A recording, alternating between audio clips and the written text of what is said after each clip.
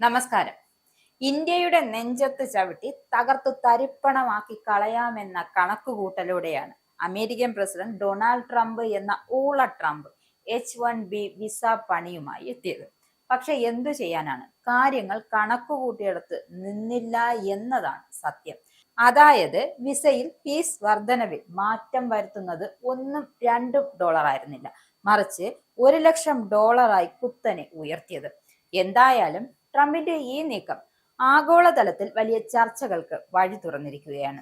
American തൊഴിലവസരങ്ങൾ സംരക്ഷിക്കുക എന്ന ലക്ഷ്യത്തോടെ ഇന്ത്യൻ IT കമ്പനികളെ ലക്ഷ്യമിട്ടുകൊണ്ടുള്ള ഈ നീക്കം പ്രതീക്ഷിച്ചതുപോലെ ഇന്ത്യക്ക് തിരിച്ചടിയാവില്ല എന്ന് മാത്രമല്ല, ട്രംപിന്റെ നയങ്ങൾ സ്വന്തം രാജ്യത്തിന് തന്നെ ദോഷകരമാകുമോ എന്ന ചോദ്യമാണ് ഇപ്പോൾ വ്യാപകമായി ഉയരുന്നത്. വർഷങ്ങളായി H-1B വിസകൾ ഏറ്റവും കൂടുതൽ ഉപയോഗിച്ചിരുന്നത് ഇന്ത്യൻ IT ഭീമന്മാരായ ടാറ്റ കൺസൾട്ടൻസി സർവീസും ഇൻഫോസിസ്, വിപ്രോ തുടങ്ങിയ കമ്പനികളായിരുന്നു.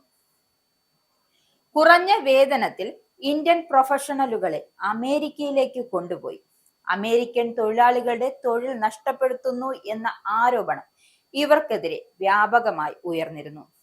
ഈ സാഹചര്യത്തിൽ ട്രംപിന്റെ ഫീസ് വർധനവ് ഈ കമ്പനികളുടെ ബിസിനസ് മോഡലിനെ കനത്ത പ്രഹരമേൽപ്പിക്കുമെന്നാണ് ട്രംപ് പ്രതീക്ഷിച്ചിരുരുന്നത്. എന്നാൽ സമീപകാലത്തെ കണക്കുകൾ ഈ ധാരണയെ അങ്ങ് തിരുത്തുകയാണ്. 2020 മുതൽ 2025 വരെയുള്ള കാലയളവിൽ ഏറ്റവും കൂടുതൽ H-1B വിസകൾ നേടിയ കമ്പനികൾ ഗൂഗിൾ, മൈക്രോസോഫ്റ്റ്, ആമസോൺ തുടങ്ങിയ അമേരിക്കൻ ടെക് ഭീമന്മാരായിരുന്നു. അതുകൊണ്ട് തന്നെ ഫീസ് വർധനവിന്റെ ഭാരം ഏറ്റവും അധികം വരുന്നത് ഈ അമേരിക്കൻ കമ്പനികൾക്കാണ്. ഇത് ട്രംപിന്റെ നയത്തിന് ഒരു അപ്രതീക്ഷിത തിരിച്ചടിയാണ് എന്നാണ് വിലയിരുത്തപ്പെടുന്നത്. ഈ പുതിയ നയത്തിന്റെ പ്രധാന വശങ്ങൾ എന്തൊക്കെയാണെന്ന് കൂടി നോക്കാം. അതായത്, വലിയ ഫീസ് വർധനവ് H-1B വിസയുടെ അപേക്ഷാ ഫീസ് $1,00,000 ആക്കി ഉയർത്തി. അതായത് പുതിയ അപേക്ഷകർക്ക് മാത്രമാണ് ഈ ഫീസ് ബാധകമാവുക. നിലവിൽ H-1B വിസ കൈവശമുള്ളവർക്ക് ഇത് ബാധകമല്ല. കൂടുതൽ ഉയർന്ന ശമ്പളം വാങ്ങുന്നവരും ഉയർന്ന വൈദഗ്ധ്യമുള്ള തൊഴിലാളികൾക്കും മുൻഗണന നൽകും. ഈ നീക്കം കോൺഗ്രസിന്റെ അനുമതിയില്ലാത്ത നിയമവിരുദ്ധമായ നികുതിയാണെന്നാണ് പല നിയമ വിദഗ്ധരും അഭിപ്രായപ്പെടുന്നത്. H-1B വിസ ഫീസ് വർധനവ് അമേരിക്കൻ കമ്പനികളെ സംബന്ധിച്ചിടത്തോളം വലിയ സാമ്പത്തിക ബാധ്യതയാണ് ചുമത്തുന്നത്. ഇത് കമ്പനികളുടെ വികസനത്തെയും സാങ്കേതിക മുന്നേറ്റത്തെയും ദോഷകരമായി ബാധിക്കും. പുതിയ നിയമം കാരണം ചെറുകിട ഇടത്തരം കമ്പനികൾക്ക് വിദേശ പ്രതിഭകളെ നിയമിക്കുന്നത് അസാധ്യമാകും. ഇത് അമേരിക്കൻ ടെക് മേഖലയുടെ മത്സരക്ഷമത കുറയ്ക്കാനും ഇടയാകും.